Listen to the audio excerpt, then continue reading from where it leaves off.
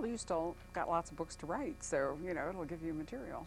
Do you think anybody whose IQ hovers above their body temperature could ever run out of material? Yeah, I do, as a matter of fact. I think that a lot of series have a natural life. The author loses interest and then the readers lose an interest. So it really depends on how your interest level goes as to whether this series, you know, carries on or not. It really does. It's in your hands. Well, that's a good answer. I never thought of that. I just figured as long as you're breathing, you're surrounded by stories. You are, but, you know, but it doesn't work the same way. You know, I spend my life talking to writers, and I promise you it's different for all of you. Huh. It's so fascinating. Some people are like one-book authors. Some people can write, you know, nothing but one kind of book. I mean, one of the things I think so interesting about you is you've done so many different things and done them all with passion and conviction. You know, obviously really enjoyed them.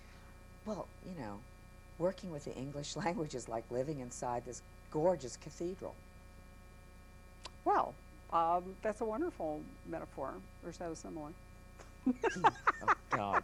It's a simile. Sorry, I remember now. I'm going, oh, wait a minute, I'm going to be embarrassed here. I learned my English from French. You know, I think you're right. You do need one of the Romance languages, and I learned it sideways. One final question, because we're out of time and I have to wrap this up, but I've been wanting to ask you, Sneaky Pie, I mean, is this just a device, or does your cat actually give you input, however she does it? Oh, she's there. I mean, she's actually right there on the desk. Well, they all are. I mean, the whole zoo shows up. But why did you, I mean, do you give her co-author credit, you know, just sort of for fun? Is it? Actually, no, I watch her very intently. I mean, do? Sure, I'm cute, and I, you know, the books aren't cute, and the animals aren't necessarily cute in it, but I really do watch this animal and watch the others, and I learn, I don't know, your viewers might not want to hear this, but I actually learn more from animals than I do from people.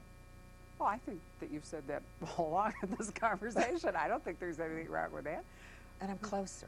I connect more readily. Yeah, you're a farmer. I mean, you said that, you know, that you live with your animals and you go through their life cycles with them and all. And I think that that's very clear in your books, and it's what makes them so interesting. And the one thing I would say, and before the time runs out, is the one thing that has so humbled me in this series, because I've looked more and tried to study more, is I really believe that some of these species, particularly dogs and some cats and some horses, I think they have a capacity to love more deeply than we're capable of. I do too. I mean, I have a dog, and I can promise you that, you know, that unreserved love that we get from Casey is just, it's incredible.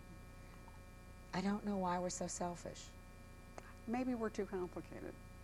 Maybe that the language, you really mentioned that, maybe language gets in the way. Maybe it does. Yeah.